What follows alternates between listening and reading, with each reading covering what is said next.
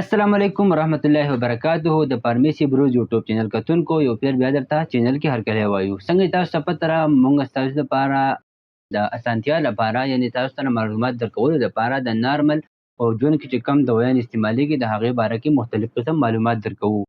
او نن به مونږ خبره کوو په مونټولوکاس ټیبلیټ باندې یا سیرپ باندې چې دا څه کار کوي.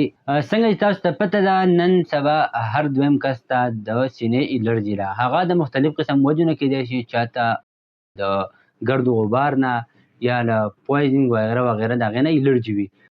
تاسو ته پته ده چې زمونږ د انوایرمنټ کې د زیات خرابۍ د وجې نه هر دویم کس ته الرجي وي. نن موږ خبره کوو مونټولوکاس ټیبلیټ باندې چې دا څنګه کار کوي، څه لپاره کار کوي، سایډ افیکټس یې څه دي، نقصانات او بینیفټس یې څه دي.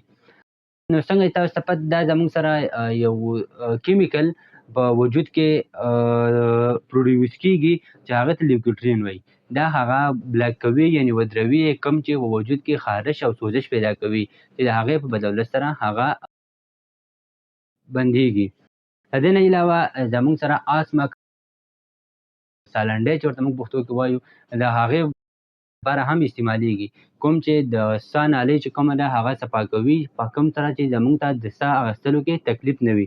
د دې نه علاوه کوم نزله چې کوم چاته وي یعنې کوم هغه اوبه شان بهېدل یا له دې نه علاوه رنجي کول بار بار سپېږمې بندېدل د هغې دپاره هم ډېر ضروري وي.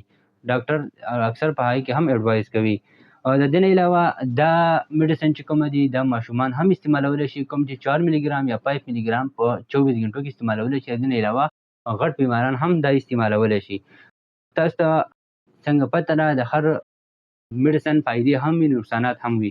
نو د دې هم ممکنه نقصانات کې چې کومه دی نو بېخوابي پیدا کېدل یا خوب ډسټرب کېدل.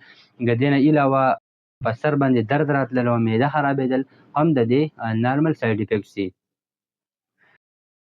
اوس که موږ احتیاط ته راشو نو دا دوايي چې کومه ده نو دا صرف په دمه کې نشي استعمالول کولی، بلکې چې یو پیر ډاکټر اډوایز کړي نو هغې نه پکار ده چې 2-3 میاشتې جاري وساتل شي. د دې نه علاوه که ډاکټر دا تاسو ته اډوایز کړي نو پکار ده چې د ډاکټر د وینا نه بغیر دا بند نه کړل شي. کوم چې دا انفیکشن یا کومه الرجي چې کېږي دا بار بار وجود کېدلی شي. دا وه د نن ورځې ویډیو، کوم چې تاسو ته موږ نارمل معلومات درکړل د مونټولوکاس باره کې. تاسو ته موږ هر ویډیو کې وایو که بالفرض دا صرف تاسو لپاره جنرل معلومات دي. که بالفرض چاته داسې قسم مسلې وي نو هغه د دې ضرور ډاکټر سره مشوره وکړئ. ملاویږو په نوي ویډیو کې، هغې پورې موږ ته راکړئ اجازت. د الله په امان.